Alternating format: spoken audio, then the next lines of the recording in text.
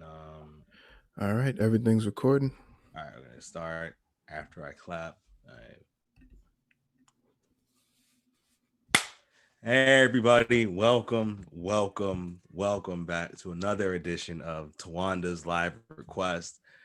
We took a couple weeks off because the election was just stressful. Also, the year was just like bearing down on us super hard, right, Nick? Yes, I agree. This was Yeah, this was a special year. it was, and it was like it was warm outside, and it was super nice, and it was like, oh, maybe this is gonna be better. Then it started getting cold again. I remembered like, oh shit, there's a virus that's trying to kill all of us. Hmm. So that was a reason. Plus, the election happened, and it was just like I couldn't do anything besides think about that shit. But we're here now, and we have a special guest, our homie Mike Brown. What up, Mike? Yo, what's up? I'm feeling free. That's all I wanted to say. Yes. I want to beat around the bush up about it. I feel free for right now. Yeah, Just these 2 days. oh yeah, yeah. I think that's what this weekend feels like. It's like this weekend is like it's like we're going back to school on Monday. Yeah. It's like, but right now it's so lit. It feels electric right now. Like it's one of those things. Like I'm not gonna get too deep about it, but it's like I only started caring really about politics after Obama, and now doing like Sam B stuff. But like I've always was like, man, they don't care about us. They don't care about the black people. They don't care about the black man or the black woman or the black and the black. And now it's just like, well, all right, white people haven't lost their minds in mass. You know what I mean? So we got a little bit of hope left now. Yeah, we got a little bit of hope. Work. That's a little bit. Yeah, that's dope. Man. But like, everything's good, man. I'm glad, man. The year hasn't taken too much out of you. Nah. It's like I feel like the Trump presidency was jail. You know what I mean? Like I did 2 days, the day he went in and the day he going out. You know what I mean? That's my whole vibe. So I feel like the quarantine fucked me up. You know, everybody, all of us, like we do stand up, it fucks you up because you can't kind of get out and do it as much as you would do it before.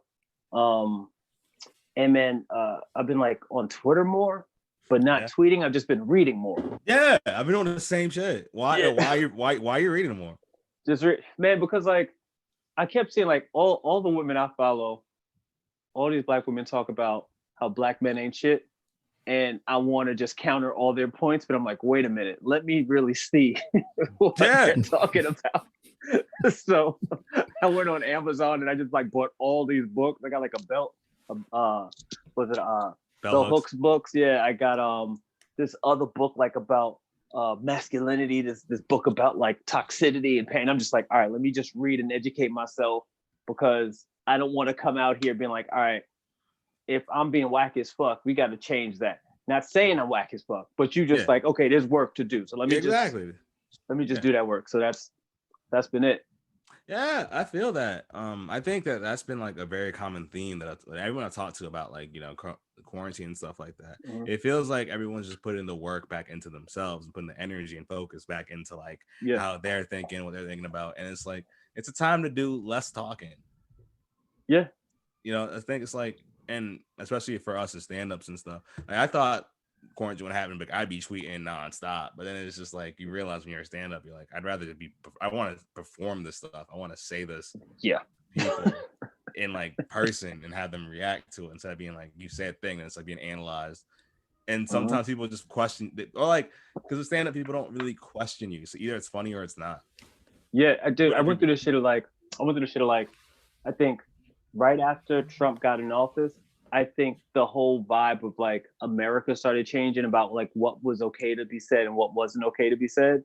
And so I'm used to snapping and just talking shit, just reckless. And it's like, oh, it's all out of love, but you just talking shit. You just flying. And then it's like, oh, this thing could be taken in a way. All right, let me kind of like recheck myself and just like start learning things. And then I realized like, okay, there's a lot of things, even like just culturally, like black culturally, which I'm like, growing up in Harlem, like no homo was a thing. Like, no homo, no homo, pause. But that was the thing. And now it's like, well, that might offend me. I'm like, oh shit, I didn't even, okay, cool. So now let me look at how you look at things, also my culture and how I look at blackness. Also how I saw the even just like the industry is like, oh, you're black? come on in. We've been waiting for you guys. We want to see your perspective. And it's also like, well, do you really? Hmm.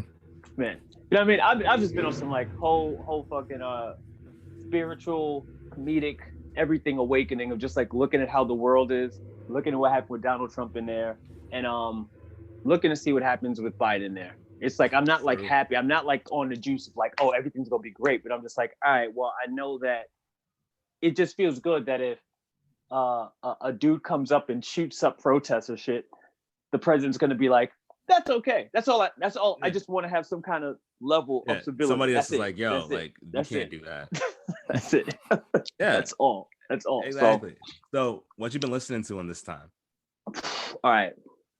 Okay. Before we get to the song, I just have to say the Busta ELE2, crazy, incredible album. Crazy. It's an incredible album. Even like I remember the first album coming out and me knowing like, oh, Busta's one of the greatest, and just been on that Busta tear and been waiting for this album for a minute. So that album somebody been listening to. There's this band. I don't think I've ever said their name out loud. Karugbin or something like that. I'll send it to you. I'll let y'all know. But it's they're dope. They're dope as shit. I've been listening to some Odyssey. I listened to there's been just like so much music that dropped. A lot of Anderson, a lot of and his band too, that did Free Nationals. Yeah, the Free National. I've been checking their stuff, but I've been like kind of like, oh, also Benny the Butcher. Like I've been all around the place. The new Big Sean, like so, like I went rap heavy, but then I also was like, yo, I need instrumentation. Like I got into the Chronics album. Well, he's a reggae artist out from Jamaica, and he's really dope. So like I've just been really just getting back into not listening to like the Rap Caviar playlist like I used to. It's just like it's all shit that I like and doing the super digging. So if I listen to one album and it's like, oh, you got this person featured on your album? Okay, let me check them out. Yeah. Oh, they're dope? Okay, cool. Let me listen to them. Okay, they got somebody else, and that's how I started doing it and getting back on that artistry shit. But definitely the song that I chose, if I can get to that right now. Of course, let's get to that. Okay, because it's inspired by all this shit. Is Anderson .Paak Lockdown.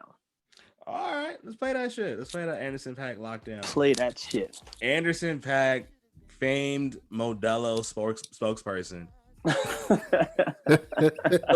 those fucking intense ass commercials with the piano in the background, like Anderson .Paak. Like, come on. I don't like beer commercials that are like try to be motivational. Yeah. Like right, that's not the vibe for beer.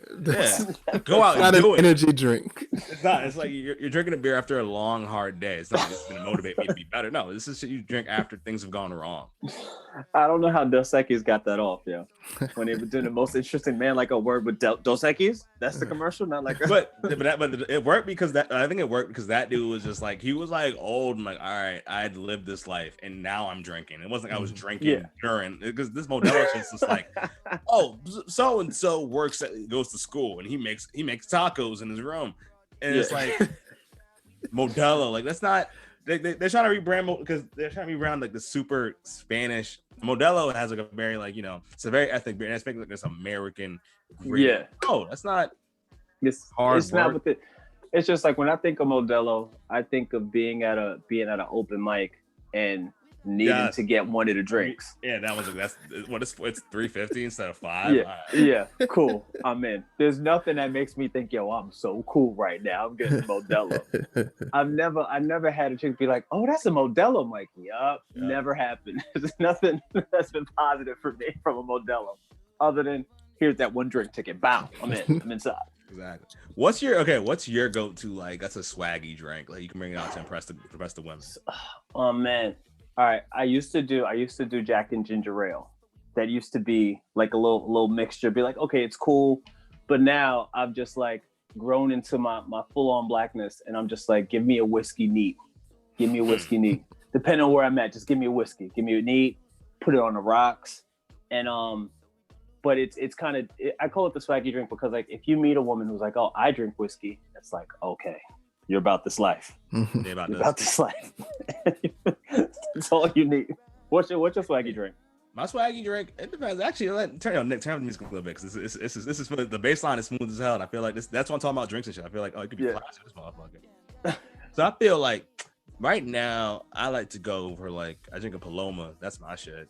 It's a good like brunchy. You go brunchy to like late, like early evening shit.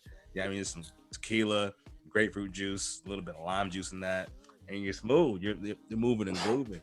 Or because I'm a strictly like I'm a tequila person. That's the alcohol I drink a lot of and not feel like nauseous, want to puke.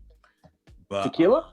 Tequila, I can go tequila. I don't know what happened in my 30s. It's just it became because when I was younger, like yeah, because like, tequila is dangerous. yeah, tequila. When I was younger, because tequila's dangerous because it's just like you can drink a lot of it.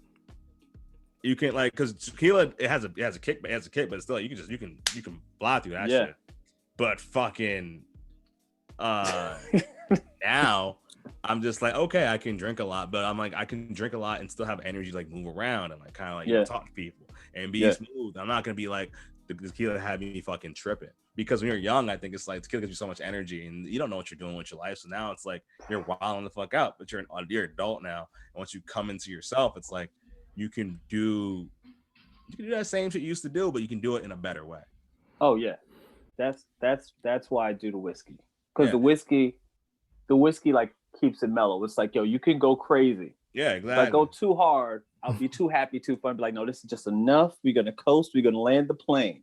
We're gonna fly through some clouds. There's gonna be some turbulence. Yeah, but we're gonna get there. We're gonna land this plane now. We're gonna land. We're supposed to land. Yeah, we're gonna do some Denzel in flight. The plane might flip around, but we gonna land. I was just thinking about Denzel in flight, bro. I was just thinking about that shit and how like, yo. That scene when he comes home, and I love how like he crash lands the plane and everybody survives. Then like a couple scenes later, you see him just come to his house and just crash into his family's life and just be crazy for it was like 5 minutes of him just fucking wilding out, just being nuts. And you're just like, oh my god, it's great show. Yeah. But great. I don't know. I think that's what happens. Alcoholism gets too strong, but like I think that. Coming back and switching up alcohols in your 30s and stuff. I actually feel like just being in your 30s is just a better vibe. You early? I'm 32. Okay, early. Oh yeah, so you're gonna go through a fucking Nick, how old are you? Where's Nick at? Right here. Where you at? 30, how old are you? 35. 35, right? So like I'm 38. So I feel like there's different bumps. Like when you're in your early 30s, you just getting out of your 20s. You know what I mean? You think you're the biggest shit when you're 29. Like that 28, 29 is dangerous because you're like, I'm not 30 yet, but I'm about to be. You know what I mean? Yeah. So you start big man and everything. You're 32. I feel like it's like you start feeling like, yo, I'm an adult right now. I'm an adult. Yeah, I made it. I did it. 35 is when real decisions start happening. Okay. 35, you start looking around differently. You're like, all right, well, what are we doing here? What's going on? Yeah, I'm an adult, but where are we right now? Right. 38 is just a feeling of like, all right, okay, we cool. Let's tear some shit up. But it's a different level. It's like it's a continual progression, but those different markers, the same thing like when you're 16 to 18 to 21, it's different. Like all I'm saying is enjoy your tequila, yo.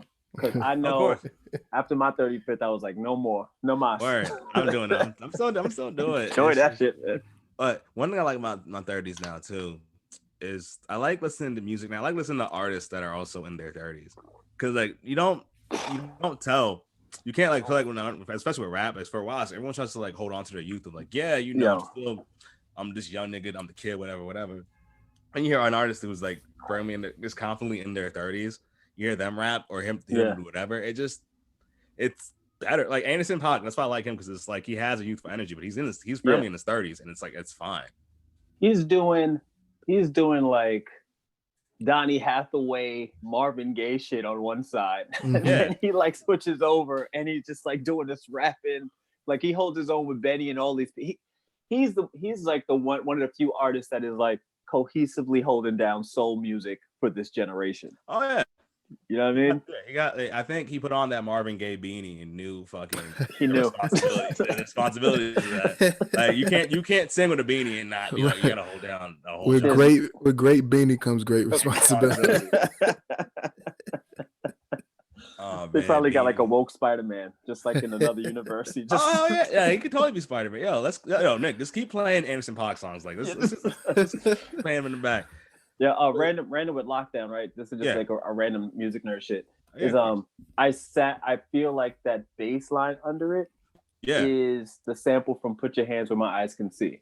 Put it on. No, because that was the first thing I noticed. Go back and play it. Can you play Lockdown one more time? Yeah. I want to because Run that one back. yeah, we gotta do that. Jamaicans in the White House. Boop, boop, boop, boop, boop, boop, boop. You know the vibes. You know the Mike, vibes. you Jamaican? Mike, you Jamaican? Oh yeah. Oh, I'm so hyped.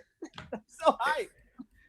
And Nick so Jamaican, hyped. and Nick Jamaican too. Damn. I'm just waiting for them to give us like a pilgrimage, like how Jewish people get. Like we all man. get to go to the White House and do this one time. So mean. Just in the Rose Garden or doing the pepper seed. Yeah. Everyone gets a flight to Air Jamaica. The in-flight would be beef patty. All right. Some bread. See?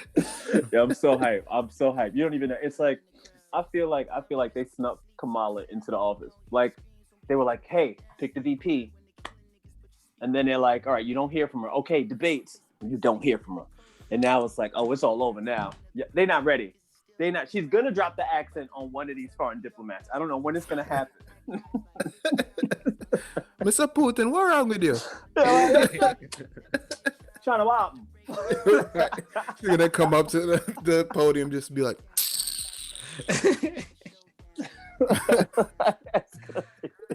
Oh man. Yeah, I don't know the levels of hilarity. Trump is gonna be great for comedy. Oh, it's gonna be great. I think I didn't even realize she was Jamaican like that. Cause like, all right, today I was watching Predator 2 because I was like hungover or whatever. Yeah. And I was watching like early 90s movies. Like the way to describe Jamaicans was always it was the most offensive thing I've ever. I was like, if I was Jamaican, I'd want to murder everyone. Oh yeah. Cool Runnings was a horrible time in my life. Cool Runnings is probably Cool Runnings. That shit extended beyond. But that was like, look at just these happy. These niggas are happy to be here. Look at these skinny, malnourished niggas. Yeah. But it wasn't even. It was they were doing horrible accents, so all the white kids at my school thought that they could speak like Jamaicans. Hey man. Exactly. Like, Sanka, you dead yet? It's like I don't want to hear this from you, Ralph. Yeah.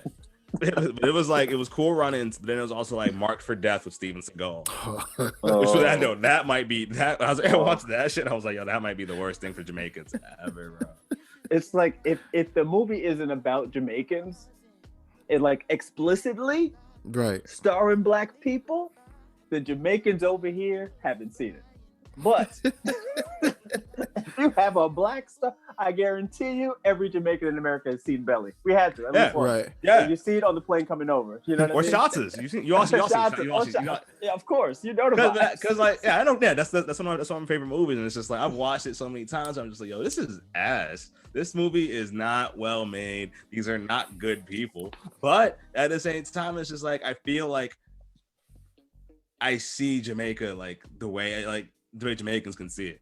Yeah. And all the accents are like good, and it's like it's just you compare it to I was watching Predator 2 and the motherfucker like he was saying Jamaican, but he was speaking Jamaican, but he was speaking Patois, but he was being he was just talking so slow and cryptic, and he had chicken bones in his hand, and I was like, I've never seen that. Yo, Mike, you ever seen one of your Jamaican relatives with chicken bones in their hand? No, I haven't yet. I've been to plenty of barbecue, plenty of function, plenty of tables of domino. I play bones if they're gonna. Right, they misheard somebody. They thought. You mean if we mean bones in the sense of a full hand of domino, then yes. It's like anytime like if you're a black person, like just in general, when you see black in the media, it always will like raise your hair up to some degree because it's never exactly what you picture. Mm-hmm. Ever. Like, and anytime we see something, we want it to be good for us Yeah. all the time. So like Jamaicans, I think Jamaicans en masse, we're just happy to be on the screen. We're like, be on the screen, be loud, be great, good. I think it's weird. I noticed this trend a lot where it's just like I think people, because as a Zimbabwean African person, it's like when you see a movie there, the movie there has a different effect than it does here. Like you watch a movie like what you call it, like you watch Coming to America or whatever. People, it's great, but it's like you watch it with all white people around. It just feels wrong. Yeah, this movie, I can't have this. You can't be laughing at this, but you watch it with all Africans. Africans love that shit. Like that was the thing about, like, remember that shit with the problem with the poo, that whole Well, I remember I was looking at, like, Indian people. Like I remember I followed this shit, and I saw Indian people who were in India. They're like, I love that character. Are you kidding me? Yeah, just to see myself. But it's just like it sucks when it's like you're the only one, and you got to deal with white people. Basically the problem is we allow white people to ingest too much of our media without seeing many of us, so they assume we're all like that. Until we get, I don't want to say like different Hollywoods, because it's also a thing of like there is a problem with the poo, right? Mm-hmm. But sometimes it's like the Hannibal joke when he, like, I hate talking about this, not hate talking about, but like when Hannibal did the Bill Cosby joke. Yeah. And then that like turned into like a controversy, which turned into whatever it's turned into right now. And it's like, yo, my man was just joking. Like he wasn't trying to. Wasn't a trailblazer. Yeah, he wasn't like a fighter for justice or anything like that. But he was just like, yeah, I'm just making a joke. It's like, come on, let's move on with the stuff. So it's like when you see, like, I think it's dope that all those characters are like going to get black voices and shit. But yeah, it's like the black community is like, all right, well, it's going to be the same 10 niggas getting rolled. So exactly. Cool. It's gonna be the same 10 niggas doing the same shit. Because eventually, respectfully. But anyway, back to the music before we talk about back to music. So anyway, when you played that song again, we played Lockdown again. I did hear that. I heard the bass line you were talking about. I heard that the Busta Rhymes sample, and it's just crazy to think about, like, how I like watching newer songs now sample older songs from hip hop instead of sampling other genres. We're sampling old shit. I just like it. Sometimes it can be annoying, but for the most part, I enjoy that shit. I like seeing shit sampled because it's like it's saying that we love and respect this genre so much. Yeah, show appreciation to that shit. And I know niggas are getting paid off of it too. So, of course, it's like in that same vein, the thing that I am trying to get over in my age now is R&B songs that sample older R&B songs to make the same R&B song again. You know what I mean? It's like Usher became the time capsule of like, I'm gonna jump on this track that is basically You Make Me Wanna, but I'm gonna do it with you and make it into a new version of that same song that I already did, which is like, huh? I was okay. SWV's still here. If you want to do an SWV song, they could do it. They're here. They alive, yo. Everybody's alive. Like, let them do it. They're here and they want to work, yo. They're available. Yeah. Yo, it's only a matter of time. We're gonna see jagged edge samples very, very soon. Yo. Oh boy. There's gonna be a Let's Get Married. There's gonna be a Let's Get Married remix. Gotta I'm be. surprised Chance didn't do that on his last album. Oh man. That might go. What's the name? Ty Dolla $ign did that. Ty Dolla $ign did that on a song. On the song Straight Up off his first album. Oh yeah. He took the Patrice Rushen. Oh yeah. And put Jagged Edge on there. Oh yeah. Yep. I'm a super music head, by the way. Yeah. I don't know if I told you appreciate that. I appreciate it. But like, speaking of that, have you ever watched Ty Dolla $ign talk about music? I've never watched him talk about music, but I'm very familiar with all his music because I think he's this generation's R. Kelly. Quote me on it, except for all the stuff. Exactly. Oh shit. But like, no, literally, like, you watch. He might, if anything, he might be better because like what's hard about it is just like you watch talk about music. Like, this dude is a genius. He talks about like every single level. He can play all these instruments and he understands all this shit. And you're just like, this motherfucker knows how to make a fucking song. But then it's just like, you look at his content, sometimes I'm just like, bro, you can make better. You don't have to make the same, like, I fuck bad bitches I'm a fly. I mean, listen, if because we're on the same light skinned, light eyed email server, so we talk about this all the time. Yeah, yeah. I'm assuming so. Yeah, that's but how it works. This motherfucker, like him, it's like I think that's really all he does. He does just that in music. You know what I mean? Like, so he's not gonna. I don't think he's gonna go too conceptual. Like, he has three worlds. He's like, got something for the club. Now he's also singing about ego, right? Mm-hmm. And then he's like, yeah, I'm fucking bad bitches. And then also, here's a song for my brother. Yeah, that's all he cares about. That's it. It's like, yeah, that's it. You're right. It's he is the evolution of what the Dream did. Because the Dream would just sing about he made albums in a week. He wrote hits for everybody. And it's like, hey, Dream, what do you sing about? Well, I want your girl. I love my girl.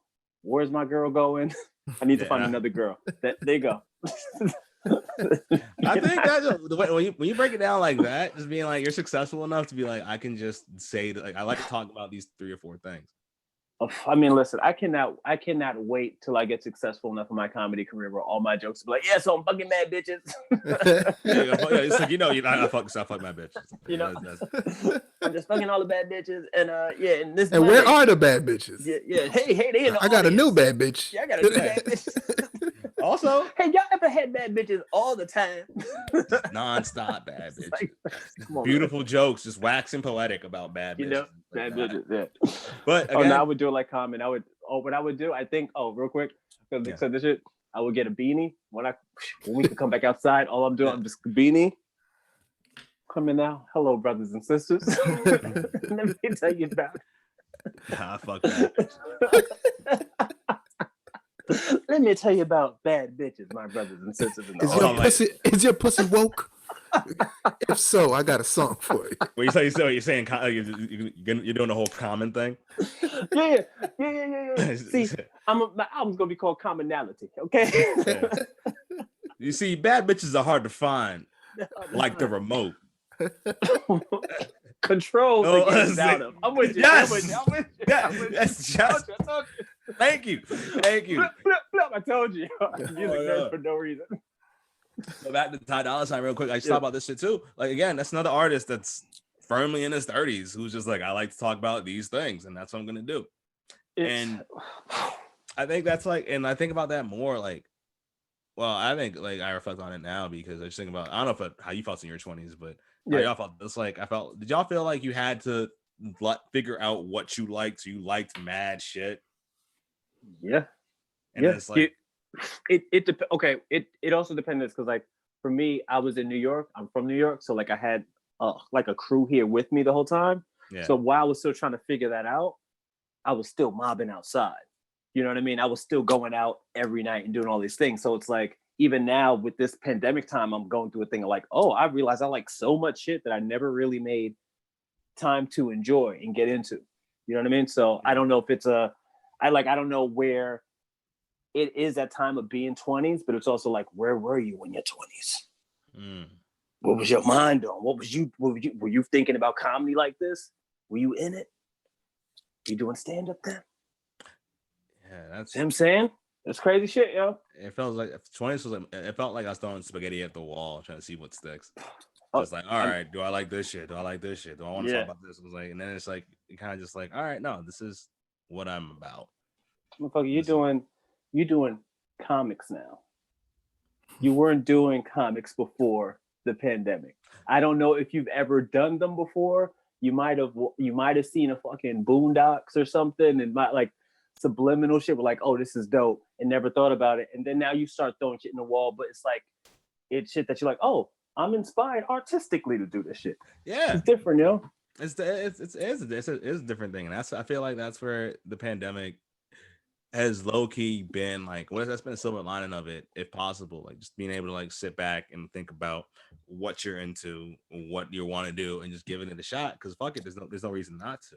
But then I've seen people who have the opposite thing where it's just like they understood themselves completely. They're like, I know I do this, yeah. I make money doing this. This is my life. Then you stripped away all that shit, and that's like all they have left is like. That's why I saw people like on both sides of the political spectrum just go extra hard. Like it's like they had nothing else. Like I had a friend who I was like, he might be a Republican. Then I talked to him like 3 weeks ago, and he was like, bro, you ever heard of Candace Owens? And I was like, oh no. He just you shipped away. I feel like he lost the ability to travel and like, you know, do fun shit. And now all he has left is like that racism that was always, but like he's probably running from. It's just like, hey, there's a lot of media here. You want to learn about this? And he's like, well, I got no choice now. And it's just like, it's fucking that's it's like, yo, respect to everybody and what you believe or whatever, blah blah blah blah blah. But I'm worried about all those black speakers, the Candace Owens, the twins, or like, and worried about them just on a sense of just like bigger spectrum blackness. Just like, are y'all all right? You know what I mean? Like, you know that now you have to have this on you for the rest of your life. Like you, fuck them. They made their decision. They made their decision. Yeah, there's like, it's because it's also at the end of the day, they were fucking like, they were saying all that wild shit to this group of people, and it's like, yes, you had the power there, but at the same time, your fan base was all terrible people. That talk to, like, and I guarantee you they probably did meet and greet, because those fucking Claremont twins, not Claremont twins, those are the scammer bitches. Oh yeah, the Hodge, the Hodge twins. The Hodge twins. We're on the same email server with Tyler Yeah. I'm assuming it's like all like it's been tense in the light eyes, light skin. Like, it's been tense. Oh yeah. There's another civil war going on. It's been tense for the light brights. It's been tense for the light brights, bro. Jesse Williams is like, come on, guys. Guys, just get yourself a white girl and just get yourself a white woman. Just relax, like, bro. Yeah. It's fine. This white girl was alright too. I was like, yo, that's another thing with this pandemic on like a weird low, where it's just like I've dated all different types of women, and I think like during comedy, mostly like publicly, I've been with like white women, right? Yeah. And so like with everything that's been going on, it was like, I don't know if I can. I don't know if I can again. I don't know if this is right for the culture. I don't know. This might be bigger than me. Yo, I had a date with a white girl, and traitor. How dare you? Yeah, it was fucked up. We were walking around. We were walking like around like on Myrtle. We were walking on Myrtle in the middle of summer, and I'm walking. I walk by this old black lady, and I can see her in her eyes. It's just like, we're going through a pandemic right now. You're risking your life to be out with her, and I was like, oh. It's like it's never that serious when you're in it until you see somebody else. So it's like, it's never that, and you're like yo, it's Saturday. It's it's the 7th. We cooling. We just vibe, but it's whatever. But all right. I don't want to get there's too many podcasts. There's so many podcasts about like black dudes dating white women. That's not, we don't need to do that shit. We don't give a fuck about that. But if you're listening, date who you date. You know what I mean? It's fine. Niggas ain't gonna judge you. Just date who you date, like who you like, as long as they like you for you, and they're not fetishizing what you are. You know what I'm saying? If they don't know, like, they have to know why you're attractive. That was my problem with dating white women before. I was like, they didn't understand why I was attractive. Oh, that's a low key bar. Yeah, it's like you date somebody that understand, like, because I think, you have qualities that you might not notice about yourself. But I think in general, you date somebody, like, they're things that you're proud of. They're things that you like. It's like, I put time and effort into this shit. And you date somebody that doesn't like that shit about you, then why fucking be with that person? Like, we're stand-ups. You date somebody that doesn't get your comedy, leave that fucking person. You don't need that. Like, you're putting too much energy and thought into what you're doing. You put your whole heart into the shit, and they can't do that. Fuck that shit. So that's my message for the world. Just date people who like you who actually like you and not what you are. Yeah. But if you want to fuck somebody, fuck whoever. Yeah, just fuck. Yeah, they don't even got to treat you like anything. If they just say. Yeah, just fuck. If you fucking don't even tell her you're doing stand up. Don't say nothing. Don't say that. Don't you even. All right, now my next question. Okay.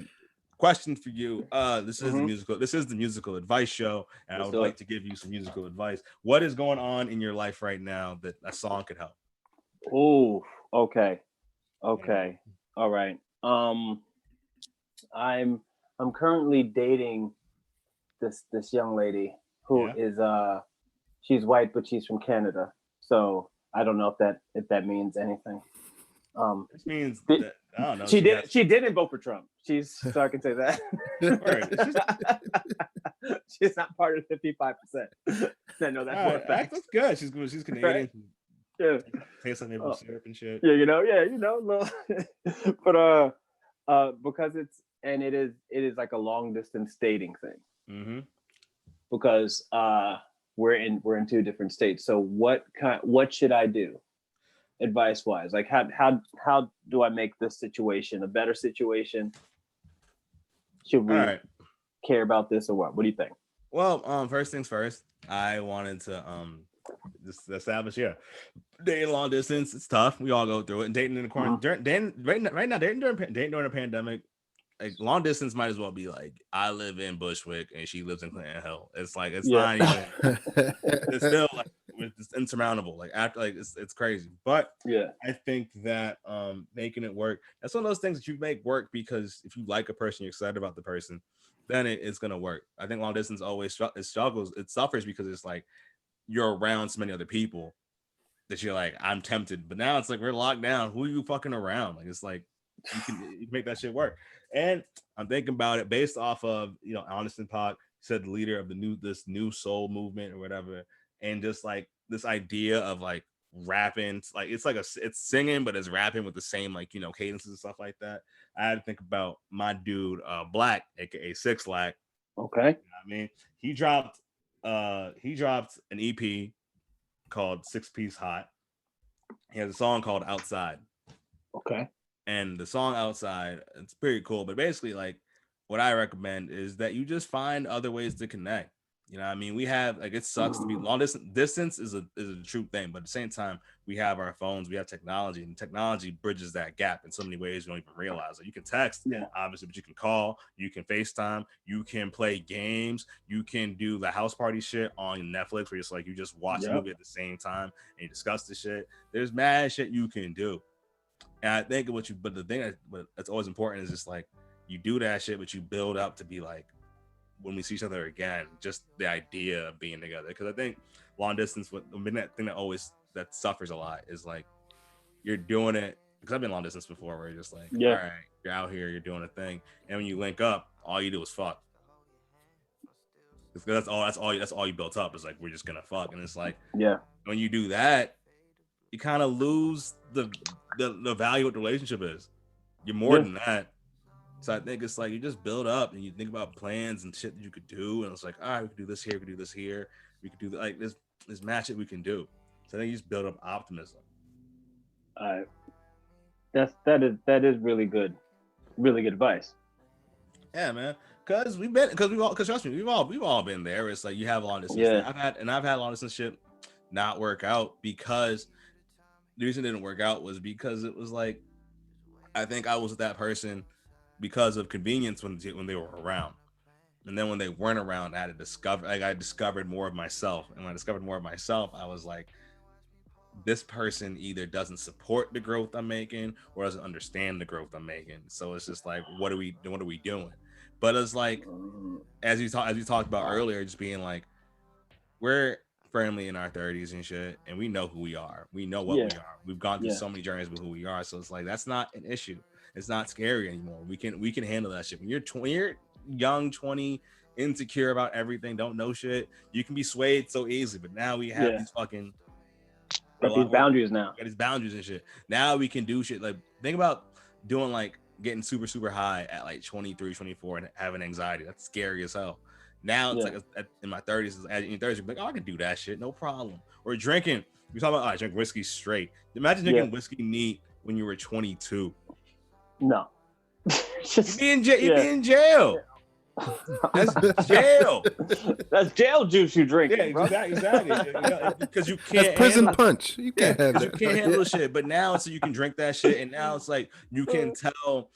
Now it's like you know yourself so well. It's just like, oh, I drink the shit, and I can tell I'm 4 drinks away from throwing up, unless I do this, and this.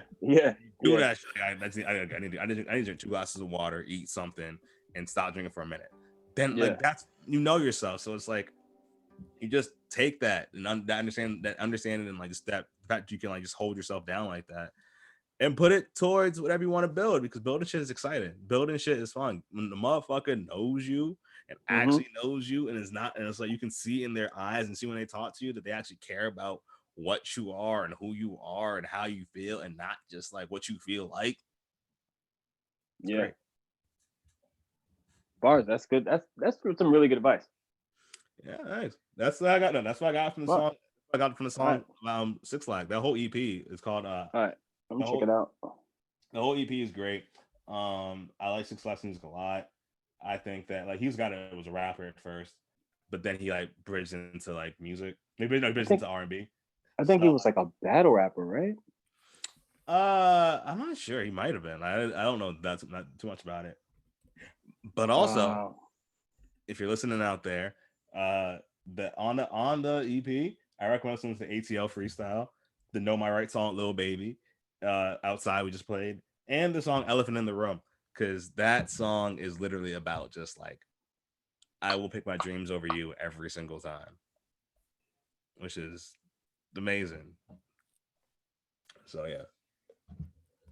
Oh damn, that shit. Definitely save that shit.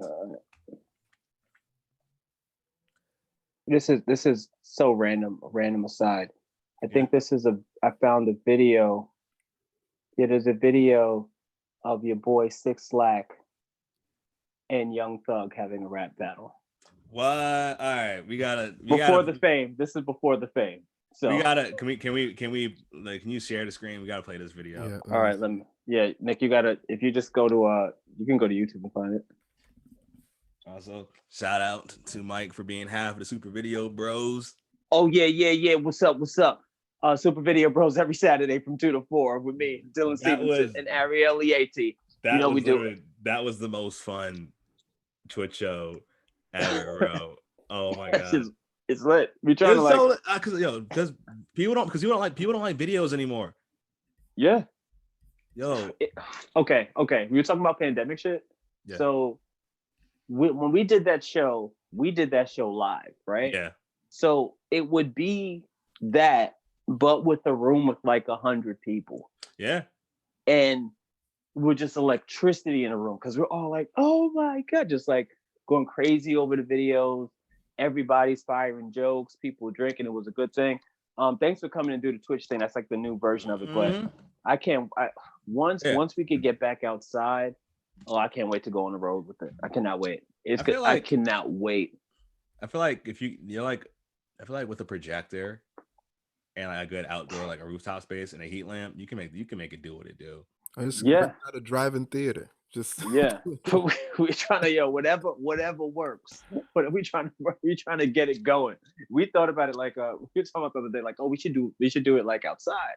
He was like, yeah, this would be great for the winter while it snows. Okay, no, but still like this, there's mad heat lamps. There's also a bunch of venues right now that are desperate. They're like, it's like they just need shows. They need something. They need something. Yeah. Well, man, we'll see. I'm just like looking at this year, like what's left of this year. Oh, here we go. How them boys like me now? Things that probably lift a dinosaur off the ground. Homeboy, who they stepping up to? I got hands ready to dance, like step it up too. They got a full of serve they members, and I'm getting money so the bank I enter. Caught so much ice that he felt like winter. Jewels on my neck like the Bird Gang member. Okay.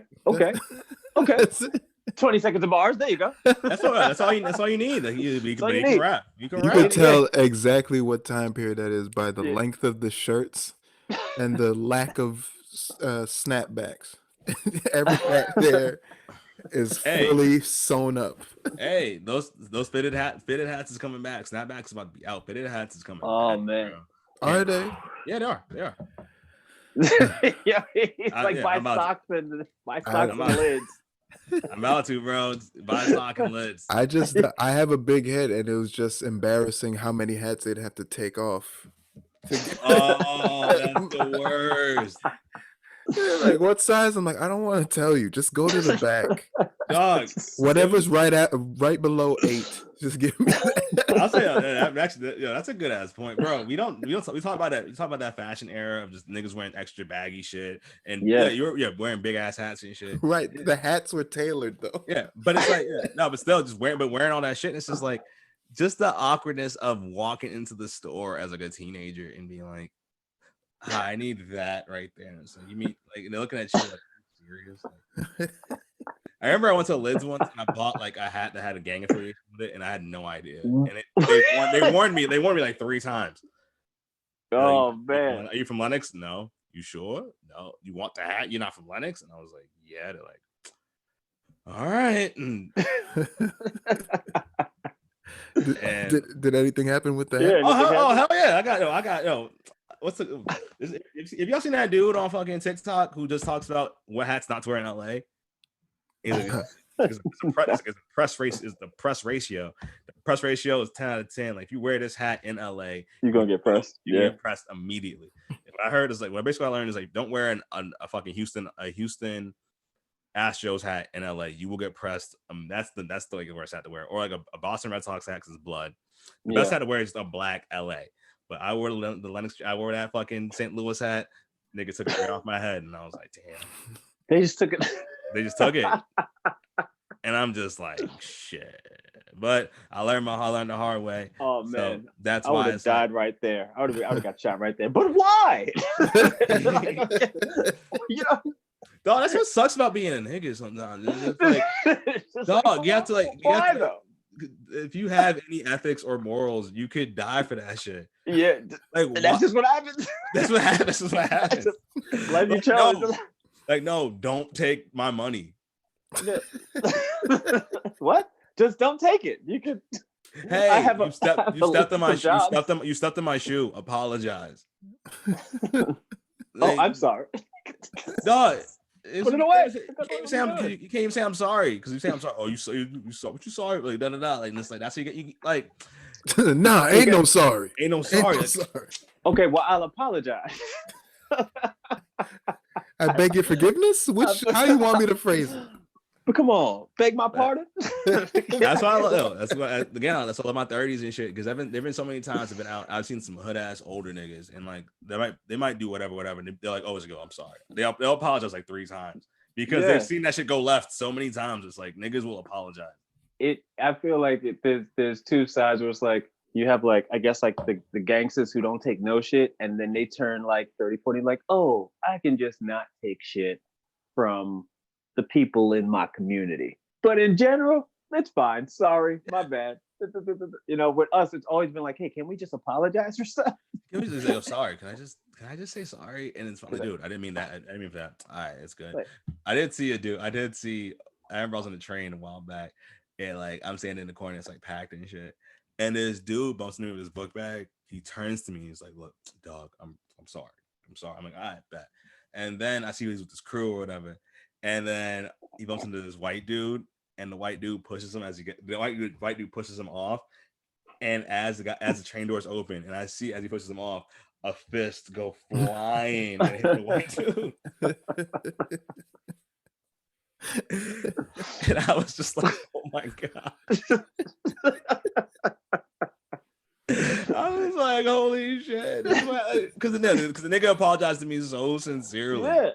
Yeah, because he was truly sorry. He was truly sorry, but it's like that. But that dude, like, it's like if I was like, hey, that would have fucking ended. Yeah, you would have called. But see, like, if you this is the thing, like, you could do certain things. Like, yo, you're gonna catch a fist, Joe. Like, you could push him off, but just be ready for whatever comes after that. Yo, pushing somebody on the train. What are you thinking? Yo, I have a theory that I was talking to somebody about this. I have a theory that you can tell how bad somebody's hood is by how polite they are.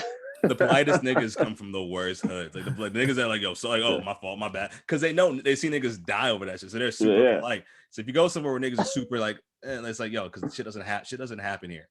When shit really happens, I've seen niggas the worst. I've seen niggas I saw niggas from like Brockton. Brockton's probably like one of the worst parts of Massachusetts.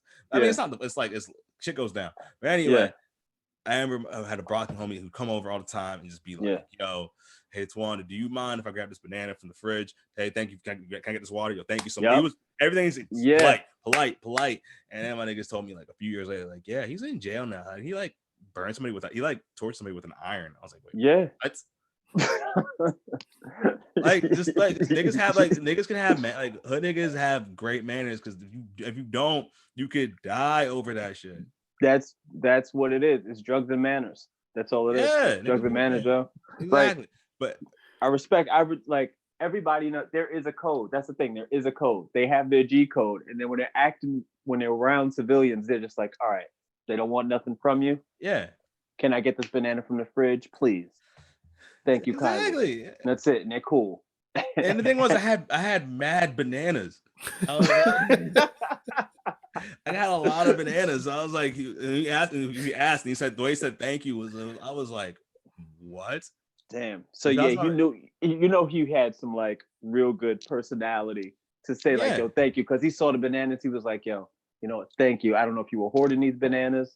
I don't know if this is something that you have. But making some bread or something. Yeah. I don't know. You can't even make that low. But you know what? You gave it to me. I'll give you this thing. Exactly. Shout out to Buster and thanks. And I appreciate you asking for the banana. But all right. Next thing. Much love. So this is the closing segment. We're gonna flip the whole shit in reverse, and I'm gonna tell you what's going on in my life. Okay. And offer a song from me. Okay. All right.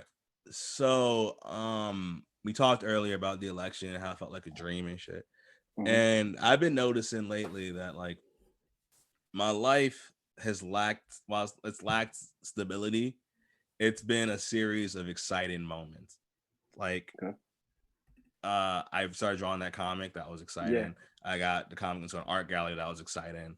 Just shit like I've been like it's been like things that like I didn't plan on, but it's like I kind of stumbled. I walked into it, and I've been catching myself recently just having like kind of fatigue because while it feels like I'm just stumbling into things, it is my subconscious that is working nonstop, figuring out different ways, different avenues to get to where I want to get, and I just want to give my brain a break. I'm like, all right, I want to give my brain a break because calling it like for example, this weekend, me and my friends, we went to Saturday Night Live because I randomly got a call being like, hey, do you want tickets to the show? And I got tickets. And it's like, a part of me, while I love that, I'm like kind of getting tired of just like the major events in my life just being like surprises. Because the moment itself is great. The moment the art gallery thing was amazing when it happened, but when it's done, it's just like, well, now what? Oh. And it's like that, and there's that feel. I have this feeling for maybe 2 or 3 days of just like pure anxiety, where it's just like, what if that's where this ends? Oh, that's such heavy shit that like I think everybody gets, and it's like it. I'm trying to think what song is a good song advice wise. Okay. Here's one I'll give you. Just because it's new. Big Sean, Harder Than My Demons. Oh yeah, I love that off Detroit too. Yeah, I love. I'll give you that one.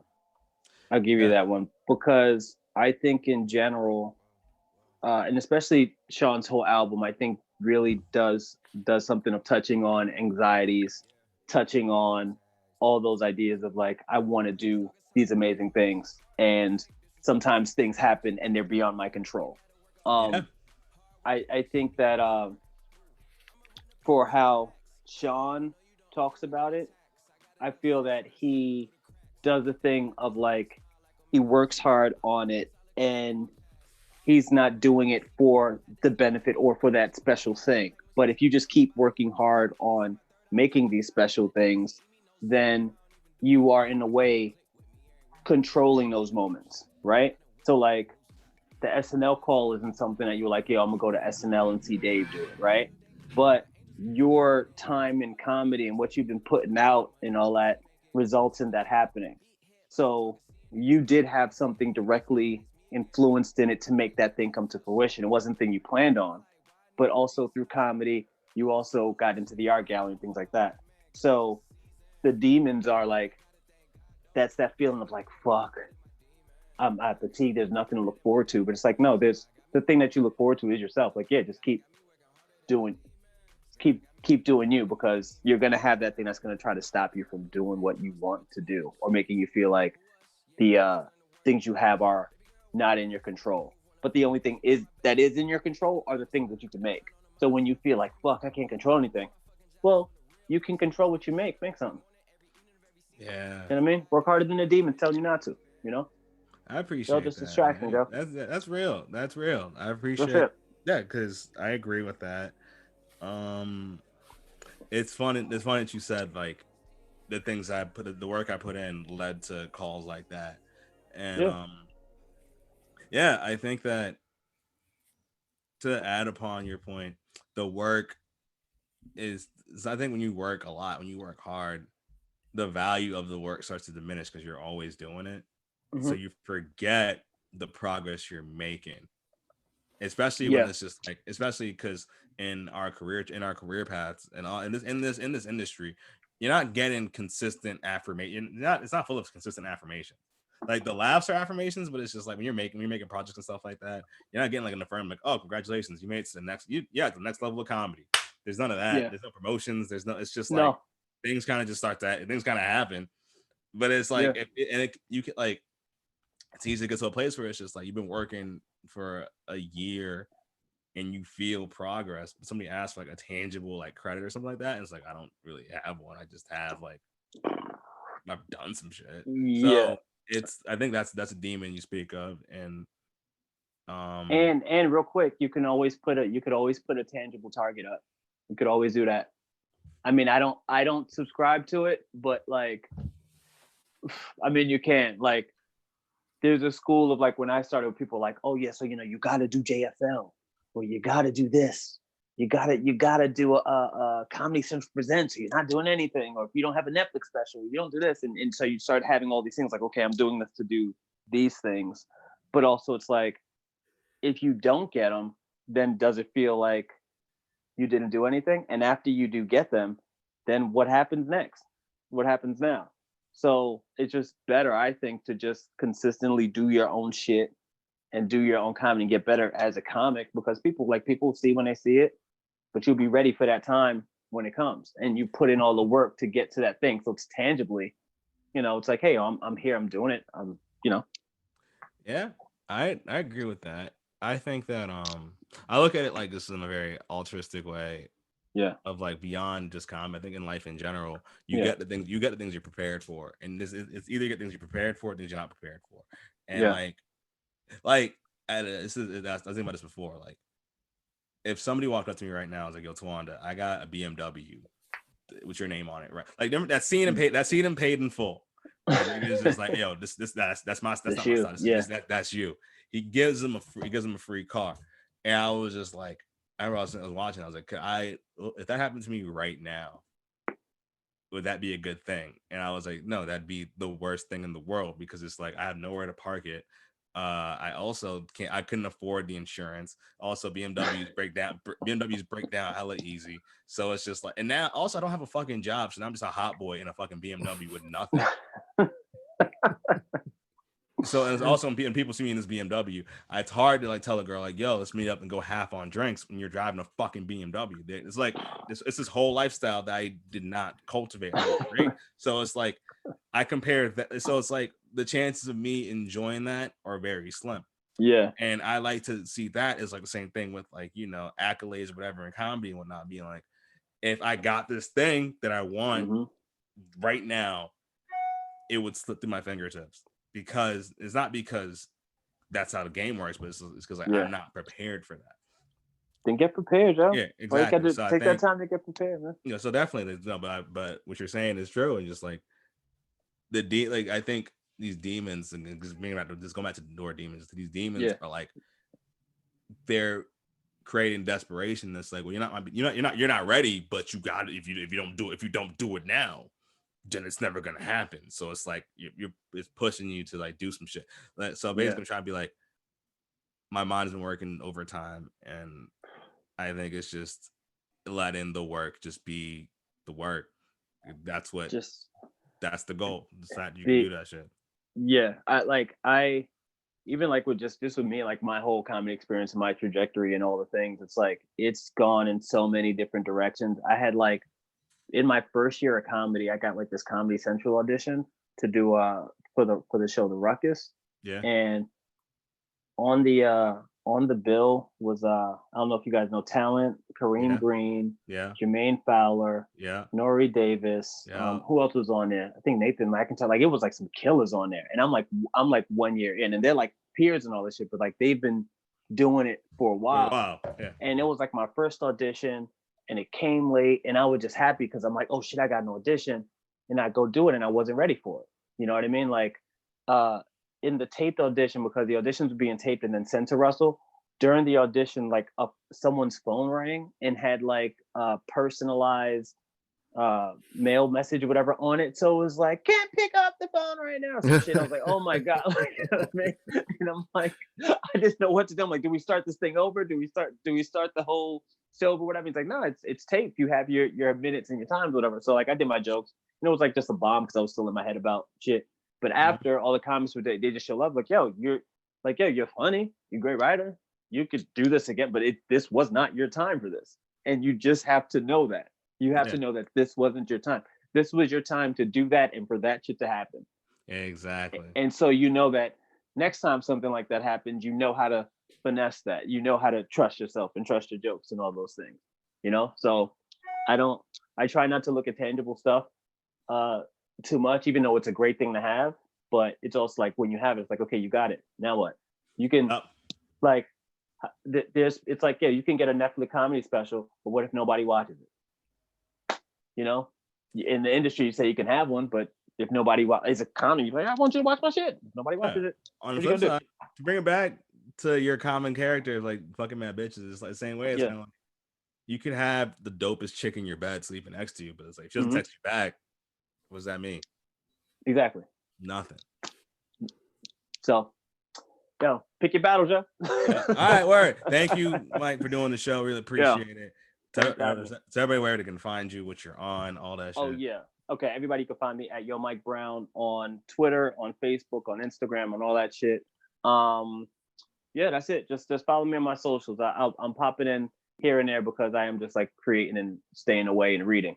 But I might give you a book recommendation or a joke here and there. And talk about what's it called? Talk about fucking Super Video Bros some more. Oh yeah. Oh shit. Super Video Bros.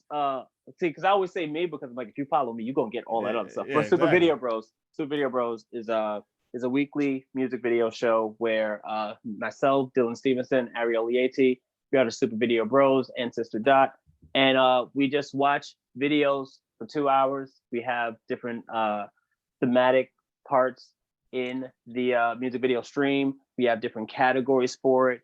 Every show is a different show.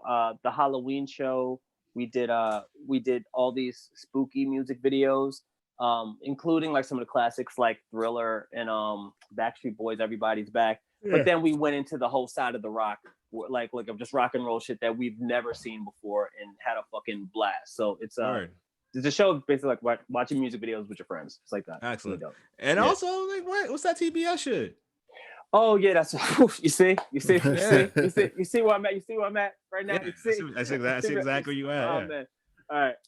Also watch Full Frontal on TBS every Wednesday night. Full Frontal with Samantha B. I'm a correspondent on there, and also check out their social because I have stuff on there too. So yeah, but everything you can find at Yo Mike Brown.